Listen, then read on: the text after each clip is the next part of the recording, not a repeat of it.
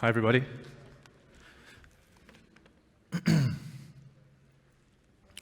Cool. Thank you all for being here today. I hope you're all having a great public roaster forum. So far, it's been a great event. So,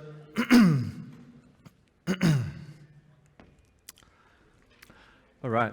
So today I wanted to talk about processing and how we may be able to use modern experimental processing techniques to mitigate against the effects of climate change. So just a quick disclaimer, I'm not an expert in coffee farming or coffee processing, nor climate change. However, I do work with coffees from all over the world and have the opportunity to speak with producers regarding their challenges and concerns that they're facing right now in the face of the changing climate, but also the experimentation and innovation that's happening at farm level in 2022.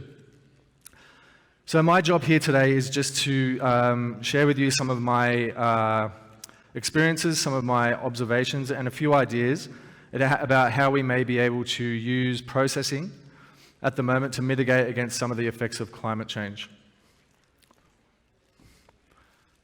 Okay, so we've all heard the warnings. The warnings are pretty grim in regards to climate change. Very, very worrying. In fact, I'm sure you would all agree we're already seeing the effects of climate change now on the ground. So now is the time to come together as specialty coffee professionals, yes, everybody here in this room, and look at ways how we can strategize and mobilize to overcome what we potentially may face in the future. So just for some sobering facts, in a study released by the WMO, there's a 93% chance that 1 year between 2022 to 2026 will be the warmest on record. And in the same study, there's also a 93% chance that the years 2022 to 2026 will also be warmer than the last 5 years. So, it sounds pretty bad. 93%, it's not good. And based on what we're seeing already on the ground, it's looking like that's more a possibility than not. So, in preparing for this talk, I wanted to hear what was really happening on the ground. So that meant speaking with producers to find out what are the challenges, what are the concerns that they're seeing right now. One of the concerns was a shifting of seasonal norms, so rain in the dry season, which is impacting on harvest, flowering, and also increasing the prevalence of disease. Recently I was in Quindío, and in a time of year where it's supposed to be dry, we had rain every day. Producers also shared issues with the opposite. So in the traditional wet season, we're having no rain, which is also impacting on harvest and fermentation protocols. An experience shared by most is just a general uncertainty around weather and seasonal patterns, and also an increase in extreme weather events such as thunderstorms, hail even, and in the last few years we've had 2 hurricanes.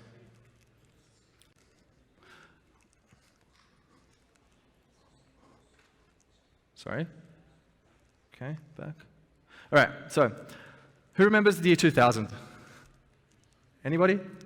For me, it seems like yesterday. We had the millennium bug. I'm Australian, so we had the Sydney Olympics.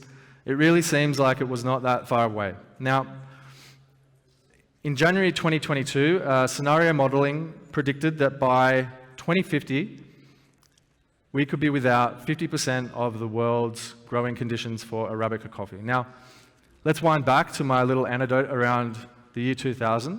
We're already halfway there to 2050, so now is the time to act because 2050 is really just around the corner. So we really need to utilize the innovation and experimentation that we have in coffee right now to potentially mitigate against this dire consequence that we face. So I think it's important as well to speak a little bit about certain things that are in our control outside of just fermentation. Thankfully, there's many people doing this work already at farm level to make sure that they are looking after the world, but also their own farms. So a few things that producers and coffee farms can do is put in place the recycling and reuse of byproducts from coffee farming. So cascara can be used as used in compost, which can then be turned into an organic fertilizer. Then we have the parchment from the dry milling. This can be used as a fuel for dryers or guardiolas. Forestry and agroforestry principles, or just in general sustainable forestry practices. So planting shade trees, planting other crops apart from coffee, having other cash crops on the fields. This will in turn encourage higher biodiversity at the farm level and potentially mitigate against your own farm suffering higher consequences than other places.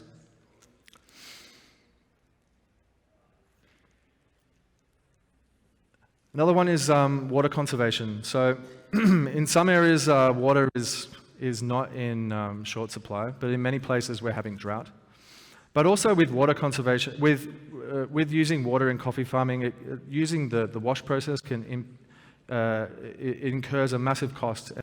So when we're washing the coffee, that incurs a cost, and then treating the water as well requires a potential energy cost in doing that.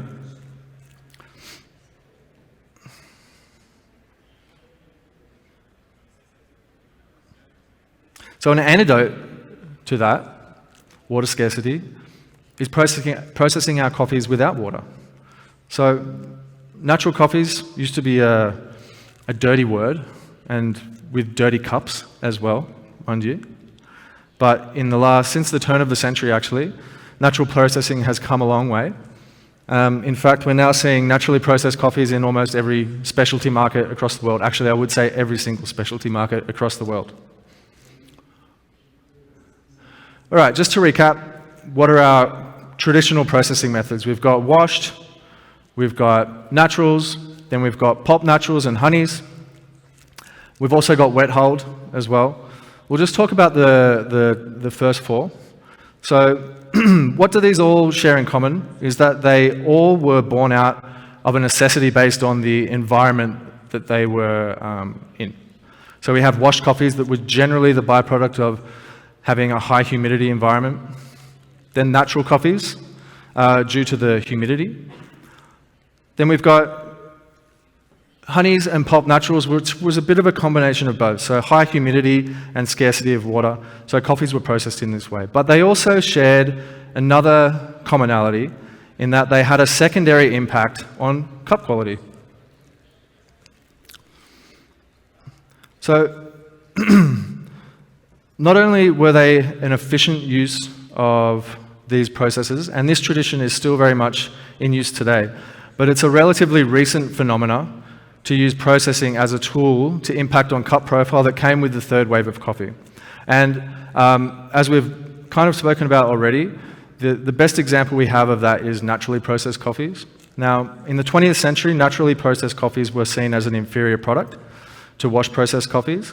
However, since the turn of the century, we've seen naturally processed coffees grow and grow and grow, with producers finding better ways to produce coffees that are clean and sweet and deliver something a little bit more unique to the consumer. And I think we could all agree that natural coffees with their fruity and unique cup profiles have really found their place in specialty coffee in 2022.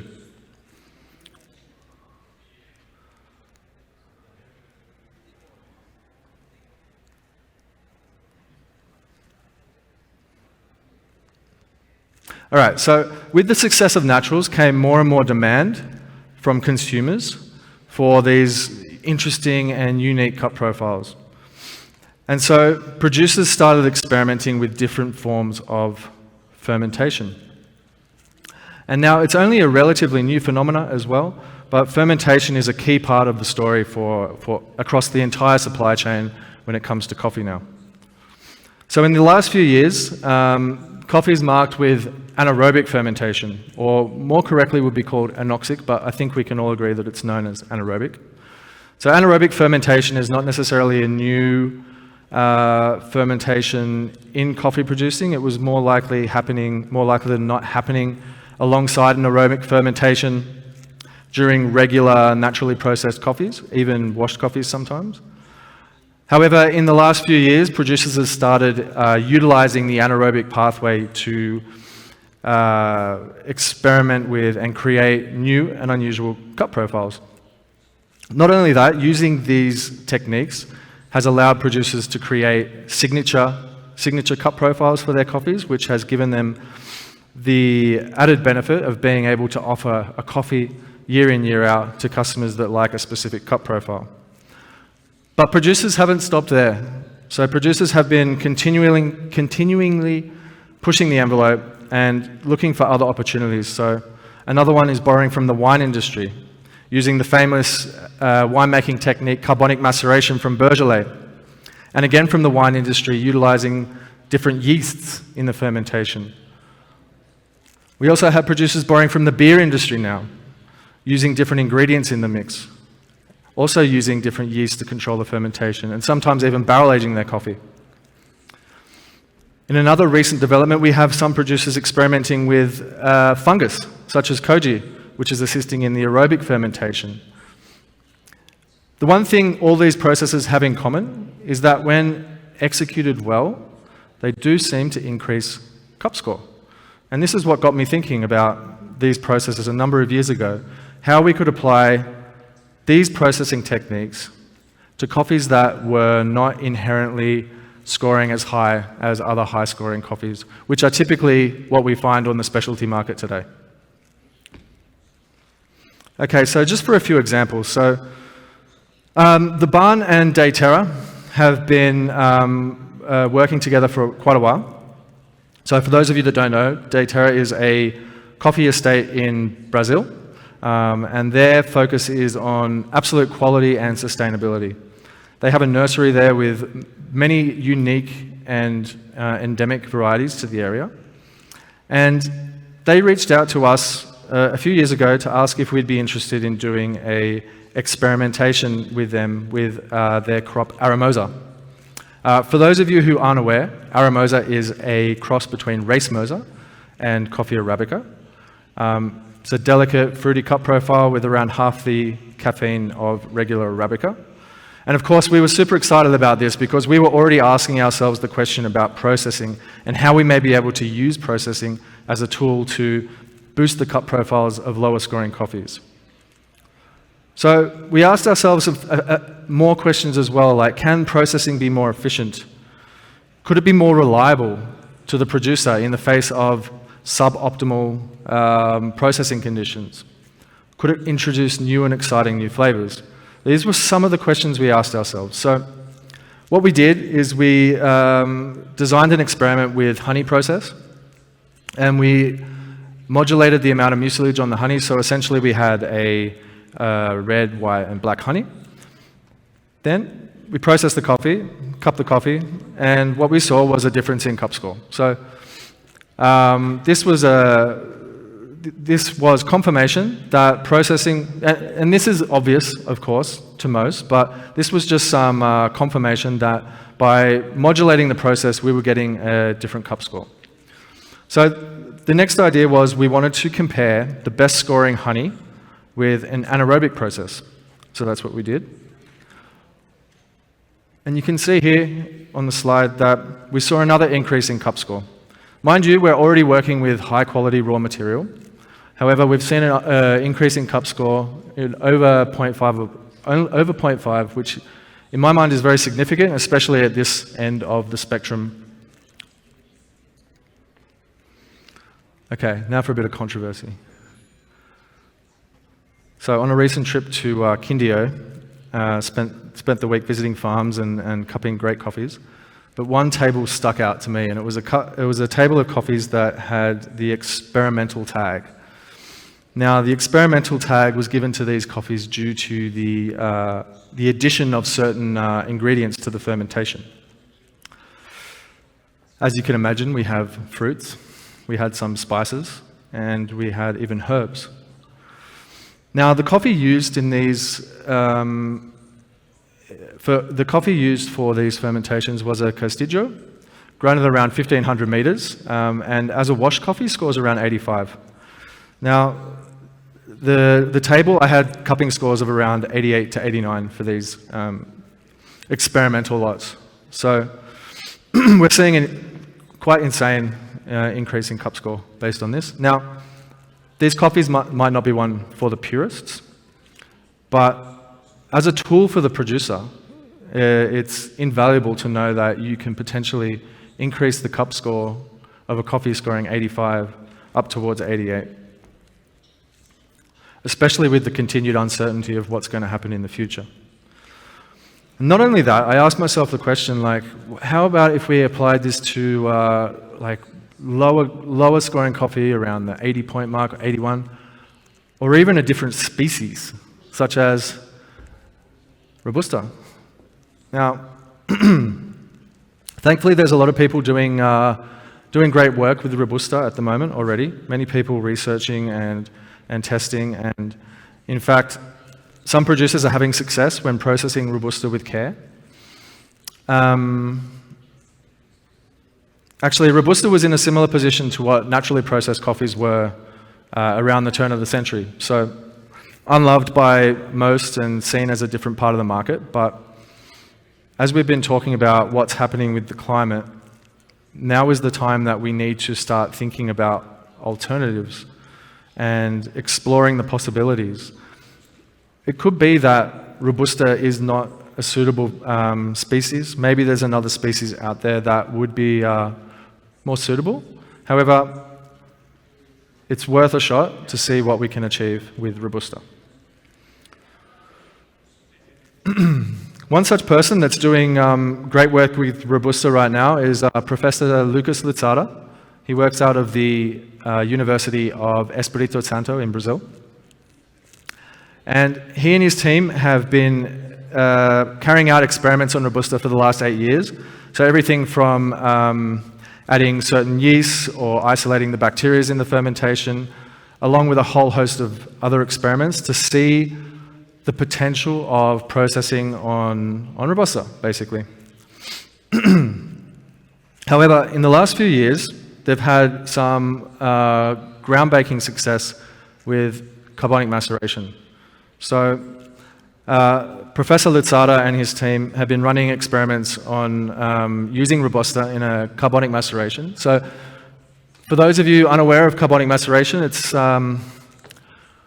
basically a fermentation with the absence of oxygen, and the coffee or product, whatever is being macerated, is flushed with CO2.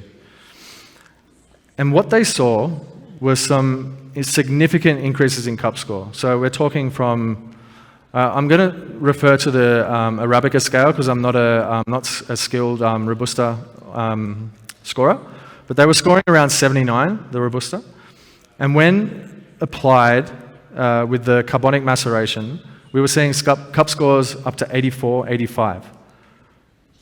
Actually, I was lucky enough to try some of his coffee, and again, I scored it on the Q Arabica, and I scored it 85, which is unheard of.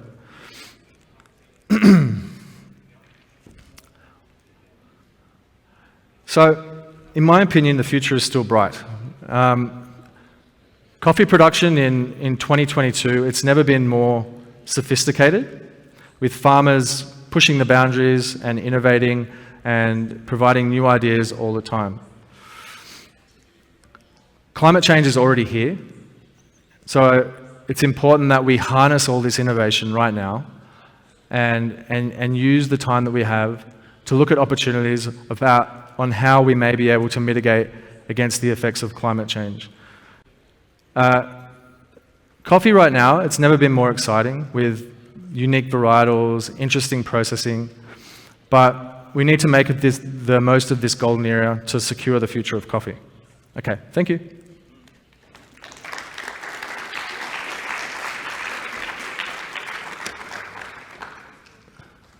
I'm just going to put this on my ear, and then we can ask questions in Spanish if you have any.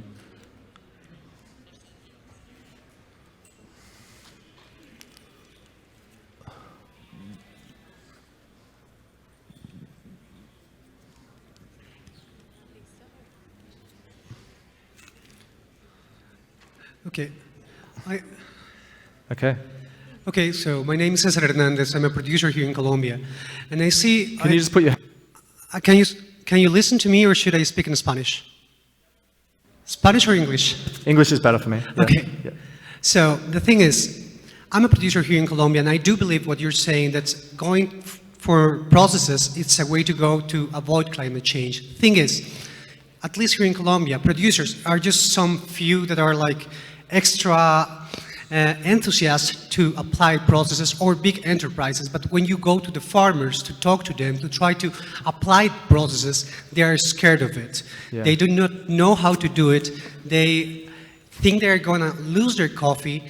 And the ones who know how to do it, they try to be really like mysterious about it. Do you think there's an alternative to take processes to the next level and teach farmers how to do it properly, and what should be the way to go so we can actually act with process, climate change, and better income for the farmer? Yeah, good question. Actually, the example I gave around Robusta in Brazil, so Professor Lutzada actually spent, after designing the fermentation protocols around carbonic maceration, he and his team actually hit the road for 8 weeks and taught the processing method to the farmers in the area. And for those farmers that actually took up the processing method and used it, they saw an increase in cup score. But I think this is a complicated situation, and I think that it's going to take time, I think. And I think that, I think it was the same with naturally processed coffees as well. When naturally processed coffees started becoming more and more popular, I think it took some years before producers got on board, because in the past, naturally processed coffees were known as coffees that would be overly fermented. And it's only now that producers have been able to come up with protocols which can mitigate against a lot of that. So I think it's a challenge, but it's one that needs to be looked at as a long-term challenge. And I think it's something that we just need to keep working on, basically.